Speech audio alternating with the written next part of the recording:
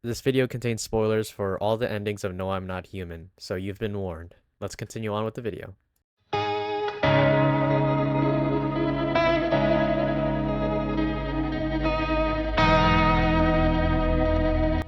With the full game of No I'm Not a Human being dropped, they've added a lot of new mechanics into the game. But more importantly, they've added more lore to this dark and depressive world.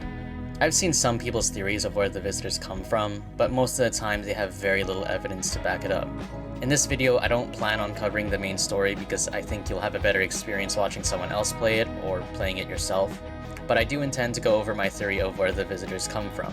I also want to apologize if this video is of low quality, as I've never made a YouTube video before, and editing it right now is kind of a nightmare as I don't really know where anything is or how anything works, so please bear with me. Now before I get to the meat of the theory, I think it's a good idea for us to start with the visitors and build our way up from there.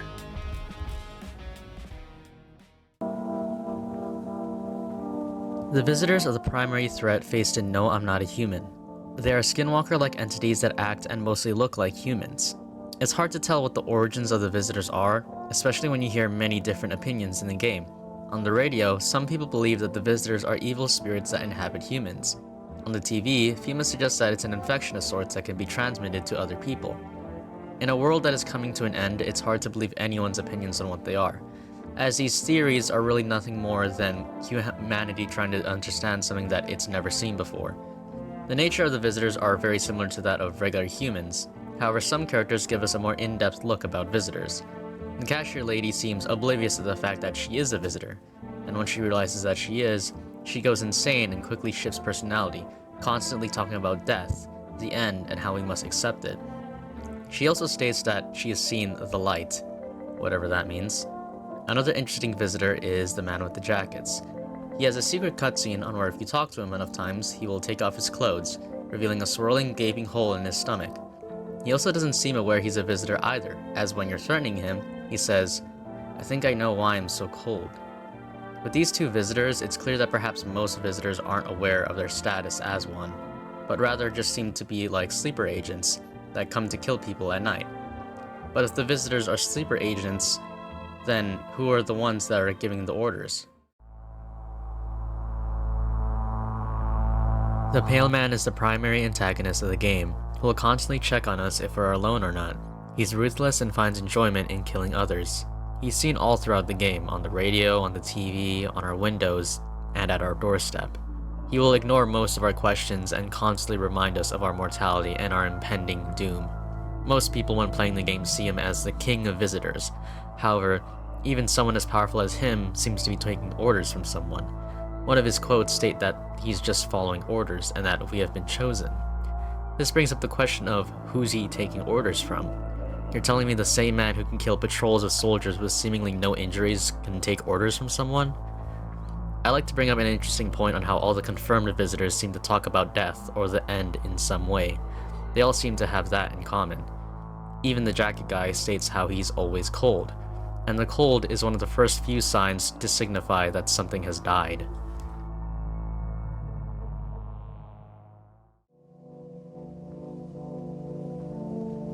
Throughout your playthrough of the game, the player is constantly alluded to something much bigger than the visitors or the Pale Man. There's many signs of this, so I'll go over each of them one by one. I've already talked about how the Pale Man seems to be working for a higher power of sorts, however, we're not told anything about them from him. Starting at the beginning when you meet the bald man, he'll tell you to let in a cat. The next day you'll meet the cat lady, who's very obviously a visitor. It seems like she was sent by someone and also seems to be affiliated with the bald man. So, do I think that he was the one who sent her? No, I don't think so. The bald man seems more like a prophet rather than someone who pulls the strings, especially when he's literally named prophet in the game files. So, who sent her? Upon killing her, she'll say the following: "Never thought she'd favor Big Idiot. Never thought." It's clear whoever sent her to our door is considered a girl, but who it is we still have no idea. When talking to the bald man again after letting the cat in, his physical state looks deteriorated to say the least. But what I find more interesting about him is his quote of saying it's probably not you or her. This is the second time we're being alluded to a her, and we can also conclude that whoever this person is allows the bald man to see further than most, granting the ability to see other people's futures or their insight. Now, If you're lucky enough, you'll get to meet a person who plucked their eyes out, and asking them why they did this, they will explain to you that they saw something so unspeakable that they had to get their eyes out. If you ask them if they saw the Pale Visitor, they say that they wouldn't take their eyes out over something like the Pale Visitor, who at this point is well known around the world from radio broadcasts and TV. This also alludes that there is something even worse out there than the visitors. Also, by this time you've probably met the cultist, who worships death. Now, what I find interesting is how the cult leader says that death has taken a liking to our house, but most importantly, they also address death as a she. And at this point, I think you know what all of these signs are trying to point towards.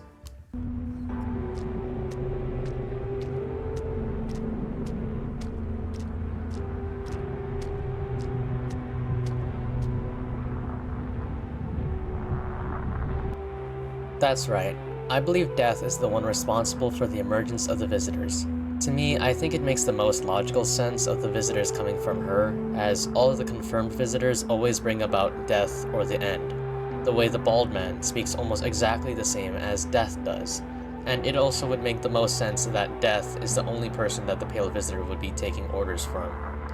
Death's presence is seen everywhere in the game, whether that be through the northern lights you see outside your house and seeing those same lights when you're in Death's dimension, or how the whole color palette of the game at night is also eerily similar to Death's dimension. She's felt everywhere in the game, and I believe she uses people like the bald man and the cat lady as messengers for the protagonist to draw him closer to her, and when she's done with them, she leaves them. And I think this is shown perfectly with the bald man's deteriorating state as time passes, or how the cult man state how he's lost his favor with death, yet everything seems fine with us. Death seems to like us and wants us to go to her. However, if that's the case, then why does the pale man who's sent from death have the capability of ending our lives short and causing us to never, quote-unquote, meet her? As I said before, the pale man says we were chosen. Chosen for what exactly? I think we were chosen to be with her and to find peace. However, death is contradictory by nature. Death isn't entirely benevolent. She wants us closer to him, or close to her, yes, but she also embodies inevitability and paradox. She both gives peace to the restless, but also takes lives away. So the Pale Man, I think, represents her darker side, her inevitability and cruelty, while the side we see when we talk to her is her desire to give peace. So whether the protagonist ends up in the isolated house or in the Pale Man's hands depends on which face of death he surrenders to.